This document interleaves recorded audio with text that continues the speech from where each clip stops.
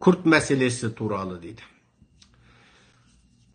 Kürt meselesi туралы мен қазақтарға айтқанмын, бірақ қайталап айтайын.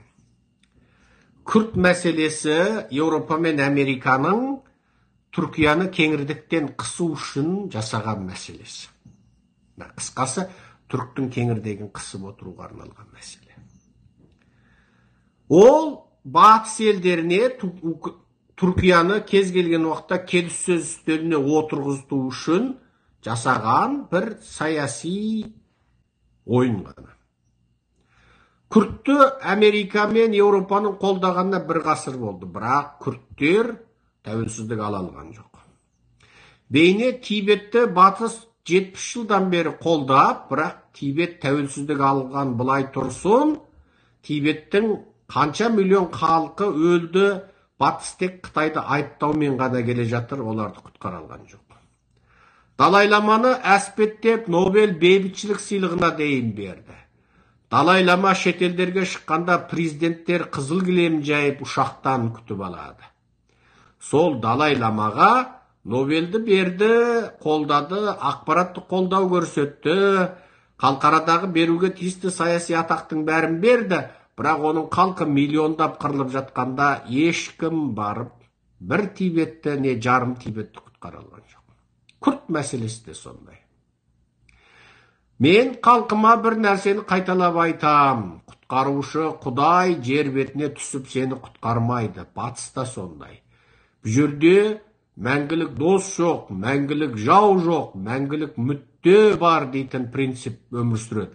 Адамдар ортасындағы, мемлекеттер ортасындағы мәселе мәңгі бақи мүдде мәселесі. Күрт мәселесі де сондай. Норвегия мен Швецияны НАТОға кіргізбейміз деп, Түркия кеңірдектен қысып тұрып алды. Неге? Швеция, Норвегия күрттерді қолдайтын, және Ердоғанның жауы Петқолла Гүленшілерді қолдайтын. Соныменен Петқолла Гүленшілерді және күрттерді қолдаған Норвегия мен Швецияны НАТОға кіргізбей қойған Ердоғанды келіссөз үстеліне шақыру үшін Еуропа мен Америка шарасыздан ымыраға келіп, Норвегияда, Швецияда күртіңді де, Петқолла Гүленіңді де қолдамаймын, мені НАТОға кіруге қол қой деді. НАТОның келісім шарты бойынша НАТОға мүше барлық ел қол қойғанда ғана НАТОға мүше қабылданады. Ердоған осыны пайдаланды. Сөйтіп, өзінің қарсыласын қолдайтын екі елді өз алдында тізе бүктірді. Ал батыс елдері, Құманұрайт дейтін, Құманұрайты қайда қалды? Құманұрайты құман болып бір бұрышта қалды. Өзінің ұлттық мүддесіменен жаңағы өзі қолдап отырған күрттің мүддесі, тағы басқа мүдделер таразыға түскенде бәрібір өз мүддесі үшін, өз мүддесі алдыға шығып, ана мүдделерді құрбандыққа шалып жіберді. Сондықтан күрт мәселесі біздің алдымызда үлкен сабақ. Күрттер кезінде мықты халық болған. Олардың ішінде шиғалық бағыттағылар бар, сүнниттік бағыттағылар бар, аруақшы, тәңірші бағыттағылар бар, және Совет одағы идеологиялық қолдау көрсеткен, Совет одағында әскери тәлім тәрбие және маркстік лениндік тәрбие алған коммунистік бағытты қолданатын күрттер бар. Күрттердің ішінде Советтің компартиясының үгіт насихатын жүргізетін қауымның үлес салмағы өте жоғары. Кезінде бірінші дүниежүзілік соғыс кезінде күрттердің жерін күрттердің тайпа басшылары билеуші ақсүйек тобы шииттері Иранға сатты, сүнниттері Иракқа сатты, бір бөлігі Сирияға сатты, жерлерін бір бөлігі Түркияға сатты. Сөйтіп, күрттің жерін гектарлап төрт жағындағы төрт елге сатып берді де, күрттің билеуші табы Лондонға қашып кетті.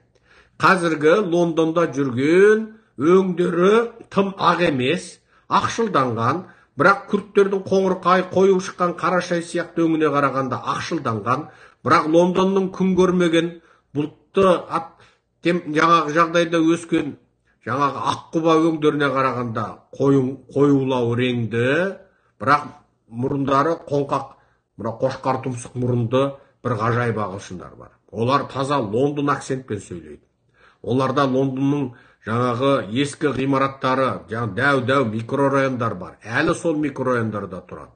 Оларда кәдімгідей дәстүрлі жаңағы қасапшылық, ет, фабрика бұйымдарын сату, киім-кешек бизнестер әлі бар. Ұсақ бизнес.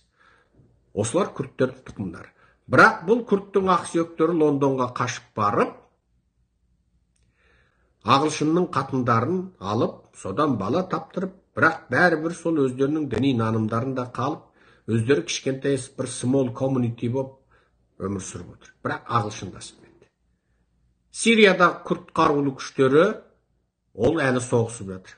Ирандағы күрттер, Иранның шиғалық бағытында олар жанталасып жатыр. Ирактағы күрттер, ол кезінде Саддам Хусейндің мына Әли Қимия дейтін қанішер оң қолы болған Әли Қимия күрттердің ауылына химиялық қаруларды тастап, бесіктегі баласынан төрдегі шал кемпіріне дейін бірақ серейтіп, қатырып, улы газдармен өлтіріп тастады. Бұл халықтың басынан бағы тайған, маңдайының соры беселі, бейбақ халық, бақытсыз халық. Жанымыз ашиды. Бірақ бұл халықта сол Құдай біледі, саясатта неміз бар, сол дәретімізді алып, намазымызды оқиық деп, сол саясатта кірмейік деп, сон қатты ұстанған халық бекен деймін. Платонның сөзі бар. Саясатқа кірмейміз дейтін ақылды адамдар дейді, тырнақша ішіндегі ақылды адамдар. Ақымақтарды өзіне басшы етіп сайлау арқылы өздерін өздері жазалатады дейді. Тура сол сияқты. Саясатқа кірмейміз дейді, бірақ пысықайлар, алаяқтар билікті қолына алады, нәтижесінде ел зардап шегеді. Қазір мынау Қазақстанда анау 100 миллион долларға салынған дәу мешіттерде саясатта неміз бар, саясатқа кірмейміз дейтін үгітті жүргізіп жатыр. Осы үгітті жүргізушілер нағыз шайтандар. Аллахтың оларға қарғысы болсын, лағнеті болсын. Саясат деген нәрсе құбы жоқ нәрсе емес. Сен ауылыңда, ауылдың ең негізгі жолын, күре жолын, ауылдың әкімі өзінің тоқалының інісіне тендерді бере сап, сол тас жолды салғызды. Ол жол 20 миллион долларға салынған жол, анығында 2 миллион долларлық шығын кетті. 18 миллион долларды жеп қойды. Енді сол жолда жүріп, сенің інің өледі, балаң өледі, қатының мүгедек болады. Енді сен саясатқа кірме. Саясатқа кірме. Неге? Сен саясатқа кірмегендіктен, сол зұлымдыққа қарсы тұрмағандықтан, ауылдың құдайсыз зұлым әкімі жаңағы адамдарды өлімге апаратын, ажал құштыратын жол салды. Нәтижесінің зардабын кім шекті? Сен шектің. Сен саясатқа кірмегендіктен, мектептің директоры грам білімі жоқ, заочно оқыған, тіпті дипломды сатып алған, өтірік дипломмен жүрген қалың сұмырайды мектепке алады. Неге? Ол пара берді. Ол мектептің директоріне пара берді, не басқа нәрсе берді, бір тәтті нәрсе береді. Сонымен мектептің директоры қалың, басында грам миы жоқ, көк миды, Алматыда жоғалып кетіп 4 жыл жүрген, бірақ Сартсауанның асханасында тәрелке жуып жүрген, грам миы жоқ, біреуді әкеліп балаңға сабақ бергізді. Сөйтіп сенің балаң топастың топасы болып шығады. Сен сол балаңның, анау жаныңды да қиюға дайын тұратын балаңның болашағына балта шабасың. Неге? Сен саясатқа кірмейміз деген сұмырайсың. Сен топассың. Сен саясатқа кірмейміз дедің. Сен сол мектептің директорының үстінен арыз жазуың керек еді, құлатуың керек еді. Оның әрбір алған пара беріп, бір соғым беріп, мұғалім болып кіріп алған қалың топастардың біліксіздігін дәлелдеуің керек еді. Бүкіл ата-ана болып бірігіп қол қоюың керек еді. Оның орнына білікті адамды әкелуің керек. Сен саясатқа кірмеймін дейтін топас болғандығың үшін балаңның болашағын құрттың. Өзі адам болып өмірде қарық қылмаған, өзі жеке өмірінің өзін дұрыстай алмаған, басында грам білімі жоқ топас, өмірге тек негатив қарайтын, баланы со бала күннен бесіктен белі шықпай жатып пара беруге үйрететін сұмырай сенің балаңның болашағын құртады. Содан сенің балаң басында грамм үй жоқ, ақақа шашаша, no дейтін видеоны көретін, ең соңында есірткіге тәуелді, немесе қыз болса жеңіл жүріске бейім, немесе ұл болса, болды, пара беріп, мұғалім бола салам ғой дейтін сұмырай болып шығар. Мүмкін ол ертеңгі Елен Мәск шығар, мүмкін ол ертеңгі Эйнштейн шығар. Бірақ соны сенің ауылыңның топас мұғалімі құртады. Ол топас мұғалімді жұмысқа алған мектеп директоры. Ал мектеп директорының сол жерде сенің балаңның, сол бүкіл ауылдың баласының болашағын набыт қылып, қор қылып отыруына сен кінәлісің. Айналып келгенде тұтас жүйе кінәлі. Тұтас жүйе. Күреспедің. Сен ауылыңдағы мектептің директорын орнынан тайдыра алмайтын сұмырай, Ақордада отырған сондай пирамидалық жүйеде, сол ауылдың әкімнен тартып ауданына пирамида болып қалыптасқан, Ақордада отырған Қанышер, Назарбаев, Тоқаевтың командасын құлата аласың ба? Құлата алмайсың. Ол үшін не істейсің? Күресесің. Кімде кім саясатқа кірмеймін десе, Алланың оған лағнеті жауады. Саясат деген пайғамбарымыз Мұхаммед Мұстафа саллаллаху алейхи ассалам неге Меккедегі мүшриктермен күресті? Байлығы жететін еді. Пайғамбарымыздың байлығы жететін еді. Тыныш отырып, сенікі де дұрыс деп, өзіне түскен уахи бойынша Құдайдың бірлігін айтып отыра бермеді ма? Неге саяси билігі бар, Меккені билеп отырған, салық алып отырған, ақшасы көп, артындағы қорғаушы әскері көп, Мекке мүшриктеріне қарсы күресті? Егер саясатқа кірмеймін десе, сондағы билеуші өкілдерге, яғни мемлекеттік аппарат ұстап тұрған Мекке мүшриктеріне пайғамбарымыз неге қарсы күрес ашты? Пайғамбарымыз сол замандағы Аппас сенер болды. Міне әңгіме қайда жатыр? Міне қазір мұсылмандарға бір жаман теріс ағым келе жатыр. Мұсылманның қаруы дұға дейді. Ғыны арабтар ұқсап кеңірдекпен айту керек екен де оларша. Дұға ғой енді. Мұсылманның қаруы дұға. Дұға қылайық дейді де. Бірақ қандай дұға? Қарекетті дұға ма, қарекетсіз дұға ма? Алланың сөзі бар. Қарекеті сенен, берекеті менен дейді. Қарекетте берекет бар дейді. Пайғамбардың сөзі бар. Түйесін тастай сап, Құдайға тапсырдым деп, мешітке кіріп бара жатқан сақабаны тоқтатып, түйеңді алдымен байла, содан кейін Құдайға тапсыр деді. Қарекет па? Қарекет. Ал бізде қазір тек қарекетсіз дұға жасауды дәріптейтін ағым күшейіп барады. Неге? Мұсылманның қаруы дұға деген сөзді теріс демейміз. Бірақ олар тіке саған қарекет жасамай дұға қыл деп айтпайды. Бірақ сенің көмескі түйсігіңе соны тықпалай береді. Дұға қылайық, дұға қылайық, дұғада болыңыздаршы дейді. Болды. Пайғамбарымыз зұлымдықпен күресті. Егер дұға бәрін шешетін болса, пайғамбарымыз қолына қылыш алмас еді. Пайғамбарымыз Жәбірейіл періште келіп хабар беріп отырды. Өзінің отанын тастап, Меккені тастап, жанына қысым туғанда Мединеге қоныс аударды. Міне бұны хижрия дейді. Хижрия деген немене? Хижрия деген пайғамбарымыз отанын тастап шыққан жыл. Соны жыл санаудың басы дейді. Міне мен хижрияда жүрмін 4-ші жыл. Мен хижрияда жүрмін, 4-ші жыл хижрияда жүрмін. Бейне Мұхаммед Мұстафа саллаллаху алейхи ассалам Алланың ақиқатын жүзеге асыру үшін өзінің отанын туған жерін тастап шетелге кеткен сияқты, сол жылды хижрия деген сияқты, мен де ақиқат үшін хижрияда жүрмін, 4-ші жыл. Міне дәл қазір, міне қолымдағы сәжде кизет намаз кестесін көрсететін бағдарламада хижрия жыл санауы бойынша 1445 жыл. Шағбан айының 8 күні деп отыр. Шағбан айының 8 күні деп отыр. 1445 жыл деп отыр. Ал сонда қара, пайғамбарымыз Алланың соңғы елшісі және құлы, жер бетіне адамдарға, күллі адамға және жын қауымына жіберілген соңғы елші өзінің отанын тастап, ақиқат үшін күресін жалғастырды. Сол кезде Меккенің мүшриктері оның туыстарына, кіші әкелеріне, нағашыларына келді. Оған тіпті қажылыққа келген, сол замандағы Меккедегі бұт құдайларға табынуға келген қауымдардан алатын салықтан түскен табыспен Мұхаммед Мұстафа саллаллаху алейхи уассаламға пайда бөлісіп отырайық деді. Яғни отырып алып бөлісіп отыратын еді. Сол кезде тәуба болды, жақсы болды.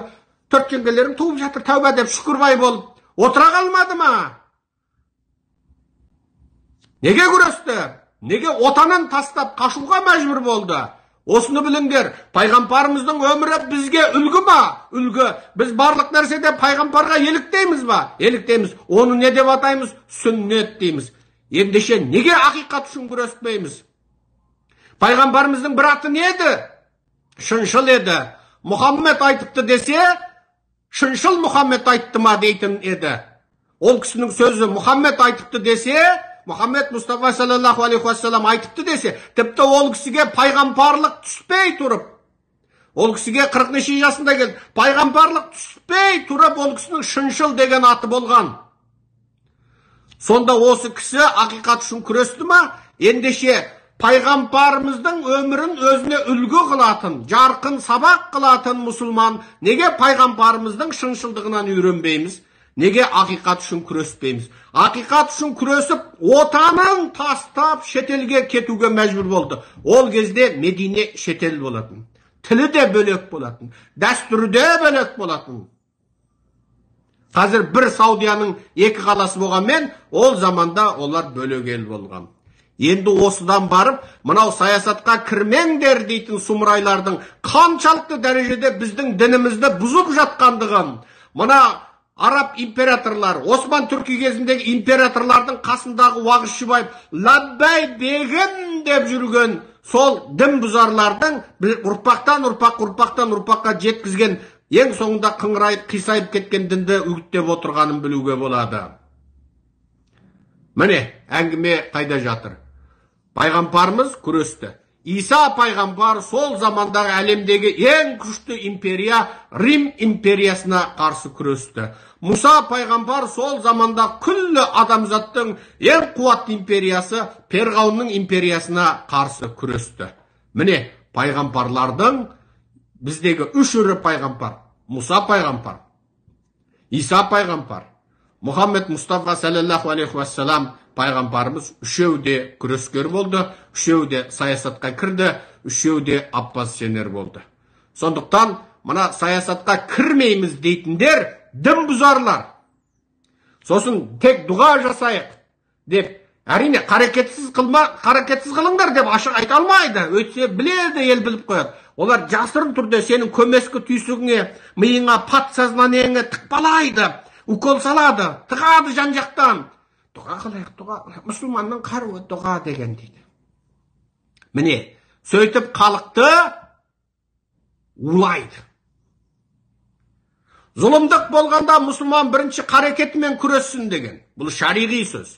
Қарекетімен күресуге шамасы жетпесе, тілімен зұлымдықты тыйсын деген. Бұл екінші қадам. Егер тілімен зұлымдықты тия алмаса, жүрегімен оны жек көрсін, жаратушыға жалбарынсын дейді. Бұл үшіншісі. Және бұны айтады, бұл иманның ең әлсіз дейді. Жүрегімен зұлымдықты жек көріп, және жаратушыдан жәрдем сұраған адам иманның ең әлсізі. Жәрдемді немен сұрап тұр? Дұғамен сұрап тұр. Неге? Қарекетмен күресуге шамасы жоқ. Тілімен күресуге шамасы жоқ. Енді зұлымдықты жүрегімен жек көріп отыр, және жаратушыдан жәрдем сұрап тұр. Қалай сұрап тұр? Былай сұрап тұр. Бірақ бұны иманның ең әлсізі дейді. Біздегі уағызшылар саған иманның ең әлсізін құлағыңа тықпалап жатыр. Отыр дейді, қарекет жасама дейді. Жұңғар шапқан кезде, қазақты қынадай қырып жатқан кезде, ата-бабамыз отырды ма дұға жасап? Жұңғар шапқан кезде, мен 100-ші мәрте қажылыққа барып келейін деп қажылыққа кетті ма біздің ата-бабаларымыз? Жұңғар шапқан кезде, қазақты ұлт ретінде жерден жойып жібере жаздаған кезде, біздің ата-бабаларымыз саясатқа кірмейміз, саясатта неміз бар деп отырды ма? Ойлаңдар, қазақтар. Кино пойсып ішіп алған ба дейді. Я шай ішіп алғам. Дұрыс айтасың. Енді сен не ішіп алғаныңды білмеймін. Мен шай ішіп алдым.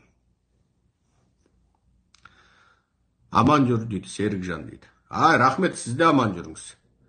Кім бізге жақсылық тілесе, Алла ол кісіге миллион есе жақсылықты несіп қылсын. Барымызға жақсылық несіп қылсын. Мына адамдарға айтам. Мына осы кеше ғана мен бір таңғажайып видео ағылшынша көрдім. Бірақ қазір мына патент құқына байланысты оны қоя алмаймын ау. Мына квантумдық туралы бір видеоны көрдім. Квантум. Мына Эйнштейннің ертең МС квадрат формуласын басқаша бір түсіндіргенде энергия мен массамен, яғни зат пен энергияның өзара ауысатынын түсіндіріп келеді де, онда біздің идеямыз да зат дейді. Ол да енді таңғажайып айтады. Мысалы, энергияның өзінде толқындық сипат болатын.